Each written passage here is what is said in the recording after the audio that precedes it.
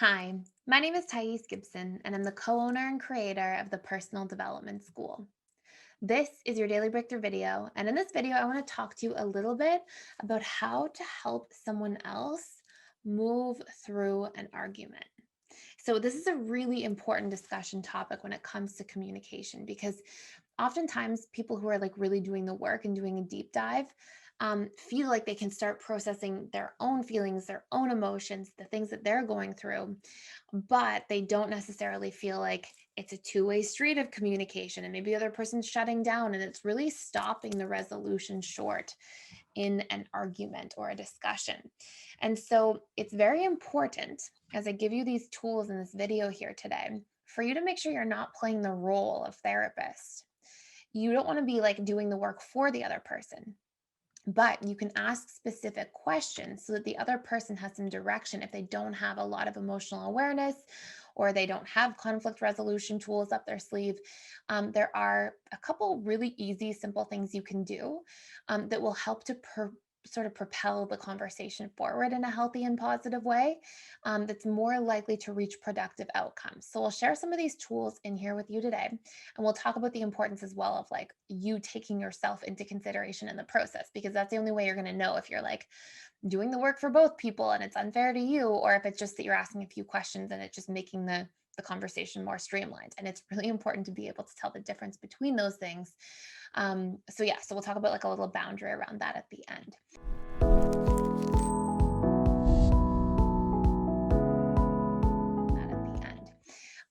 Also, if you want to do a deeper dive into this, I have two really in-depth courses about this inside PDS.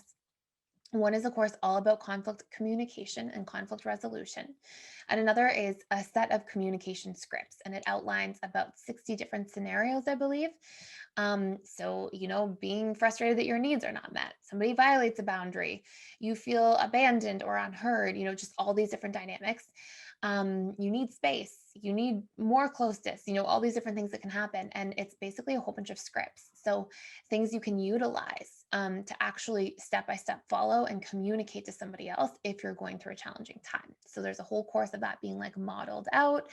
And then you get the print off of all the different scripts. So you can check that out as well if communication is something you want to do a deeper dive into. And again, there's a coupon code in the description box below for 25% off those courses or the all access membership pass. So when it comes to like really wanting to help somebody else move through and navigate a situation, you hopefully are first following a few key steps. Number one, you're aware of what is triggering you in the relationship, in the relationship, but like in this specific situation. So you're not like mad and getting angry about the laundry, perhaps, but the fact that the laundry on the floor, for example, makes you feel unsupported or unheard because you keep talking about it and nothing is changing. So you want to make sure that you are clear of, not clear not to be arguing about the surface situation, but instead the meaning you're giving to the surface situation. Like, hey, you didn't do the dishes. It's not the dishes that I'm really wanting to fight about. You didn't do the dishes. It's about me saying, hey, I'm feeling overwhelmed and unsupported right now. I could really use some support. Or, hey, I'm feeling overwhelmed in life.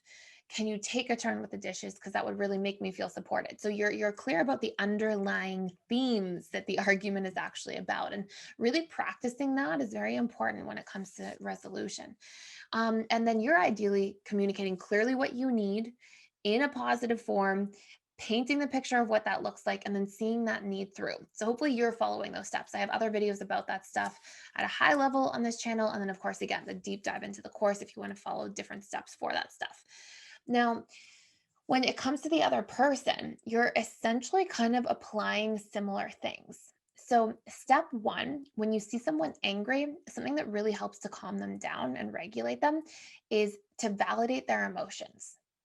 A lot of people, when they're arguing, what they're actually getting really frustrated about is not that, like, that you didn't do the dishes, let's say, or whatever the surface thing is.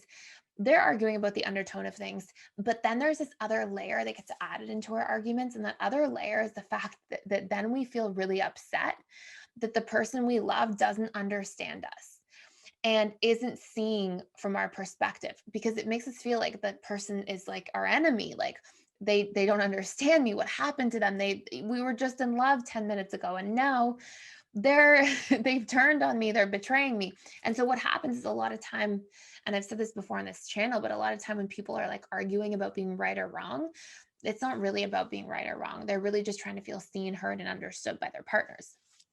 So step one is like we want to capitalize on that.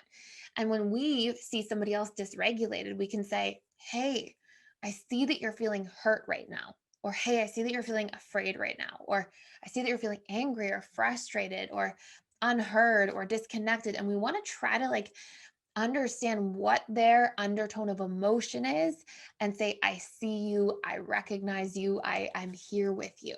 And what that does immediately is it puts people back on the same side, because it reminds the person, okay, you're my partner, you understand me, or you're my friend, or you're my family member, whoever it might be in the context.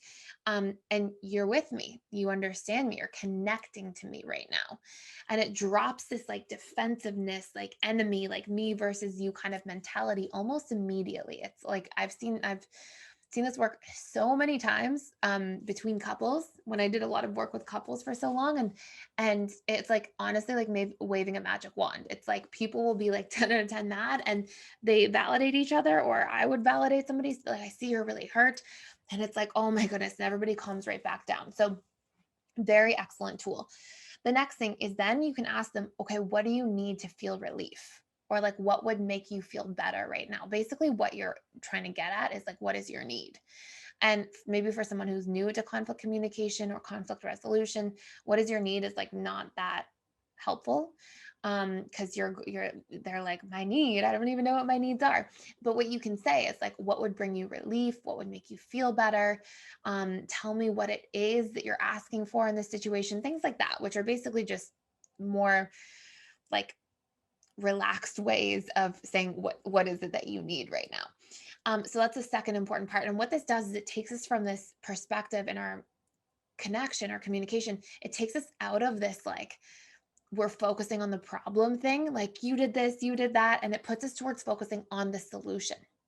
So we really get to like flip the script there and go, okay, what's the solution here? And then we're a team working together. And in that place, the more that you can um, actually use words like, hey, like, what do you need? Okay, what can we do together about this? The more you can use like connective language, the better as well. For those same reasons, it reminds the person that you're there, you're on their side, you're connected. And it helps to sort of lower those walls and those barriers and those defensive patterns that can happen during conflict to begin with. And number three, you want to ask for specifics. So, what you don't want to do is say, "What do you need?" And the person says, "I need you to relax," or "I need you to be more supportive." And like a lot of times, there are big miscommunications that happen right there. It's like you can say, "I need you to be more supportive," or "I need you to relax," but like what they actually want is for you to like give them a hug instead of relax. They want to feel like there's peace when they say relax, and people receive peace in different ways, you know? Or somebody says, "I need you to relax," and really they need 5 minutes of space to process. Or somebody says, "I need to feel more supported," and you think, "Oh, great, I'm gonna give them a hug," and really what they wanted to do is for you to acknowledge their feelings, or validate them in some way, or tell them you love them. So like what happens a lot is somebody will express a need, but they people have different ways that they interpret needs, because support for one person is different than the other. "I need you to relax" for one person could mean, "Oh, I should just be quiet," and the other person really wanted, a big hug or wanted space or whatever it might be. So we interpret the needs differently. So we have to like imagine, and I always say this, like we have to paint a picture for what that need looks like. And the more we do that, the more effectively we navigate those situations. So we need those specifics. And then the last thing, and this is our like golden rule, is as you're navigating the conversation, once the person has asked for their need, you have to take yourself into consideration. This is that boundary thing I was talking about. If the person says, "I need you to give me all of the money in your bank account," you can't be like, "Oh, okay, now I have to do that because I asked them." No, you have to be able to go, "Okay, this is what the person's asking me. Take myself and my own needs into consideration. Is this a reasonable ask?" Okay. Let's look at like a really easy context. Let's say somebody is going, "I need a hug." And maybe you're going, and so you ask, "I need a hug right now." And you ask yourself, "Okay, let me take myself into consideration. Am I okay with meeting that need?" And maybe your answer is, "Wow, I'm feeling really upset and I just don't feel like being touched right now. I don't feel like having that physical contact, but like I can see that they're trying to reach out. I can see that they're trying to extend an olive branch. So let me say, hey, I would love to give you a hug. I appreciate that you're extending an olive branch. I'm not ready just yet, but I'll let you know as soon as I am. And, by doing that, you take yourself into consideration, you communicate, and maybe you say, maybe you feel into it and you're like, you know what, I could probably give a hug in a few minutes. And you're like, okay, I'll let you know as soon as I'm ready. It'll probably be like the next couple of minutes. Is that okay with you? And you open the dialogue for that. Okay. Maybe somebody says, I need you to be more supportive in the relationship and compliment me more. And you're like, okay, I can do that. That feels easy for me. Or maybe that's hard for you. And you're like, okay, I'm going to do my best, but I won't be perfect.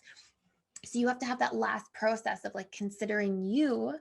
And this is what helps sort of seal the deal on the two-way street of communication. So again, ideally you're doing those pre-communication things first that we talked about early in the video.